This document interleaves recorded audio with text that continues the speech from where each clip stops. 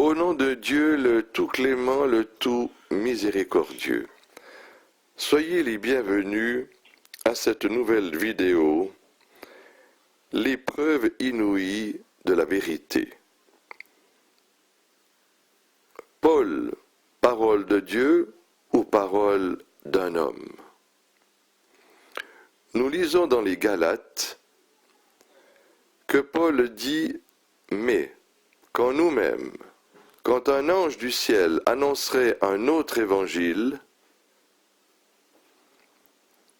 que celui que nous avons prêché, qu'il soit anathème. » Dieu révèle à David, la paix soit sur lui, dans le psaume 19, « La loi de l'Éternel est parfaite, elle restaure l'âme. Les ordonnances de l'Éternel sont vraies, elles sont toutes justes, plus précieuses que l'or. » Paul le déclare imparfait dans l'Épître aux Hébreux au chapitre 7. L'ancienne loi est faible et inutile. Elle n'a rien amené à la perfection.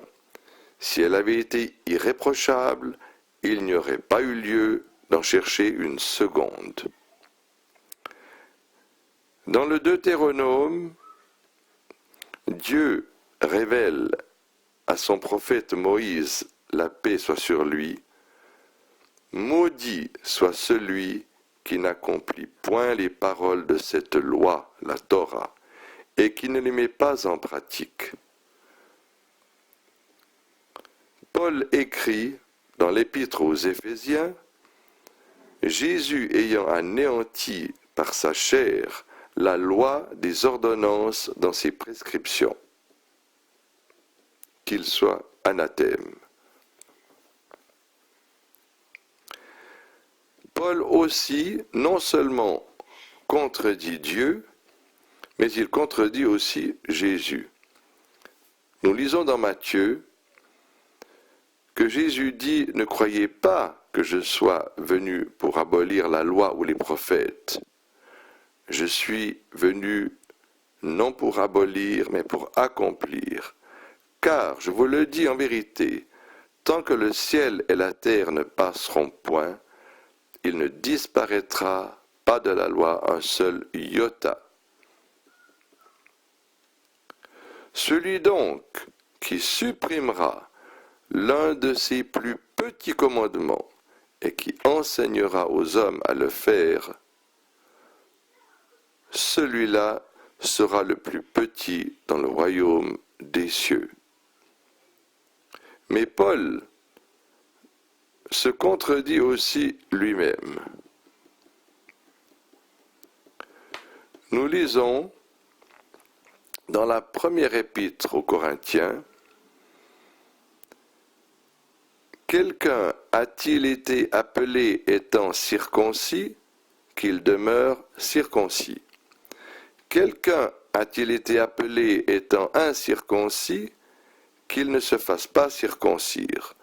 Que chacun demeure dans l'état où il était lorsqu'il a été appelé. » Cependant, nous lisons dans les Actes au chapitre 16, Paul voulut l'emmener avec lui et, l'ayant pris, il le circoncit, à cause des Juifs qui étaient dans ces lieux-là, car tous savaient que son père était grec.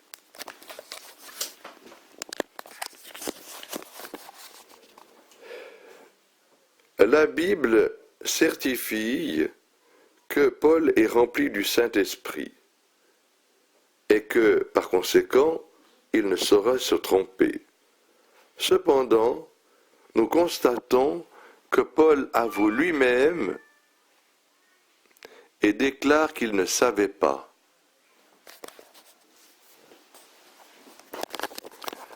Enfin, Paul avoue lui-même et déclare qu'il ne savait pas.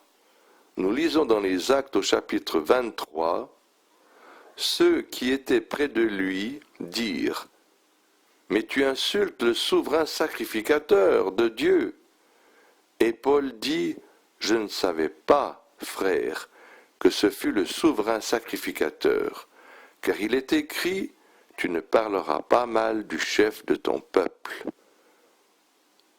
Et pourtant, toutes les paroles de Paul sont inspirées par le Saint-Esprit. Nous lisons également dans la première épître aux Thessaloniciens, Paul écrit ceci, « Car nous vous déclarons ceci de la part du Seigneur. C'est nous qui vivrons et qui serons restés sur la terre à la venue du Seigneur, car le Seigneur lui-même descendra du ciel.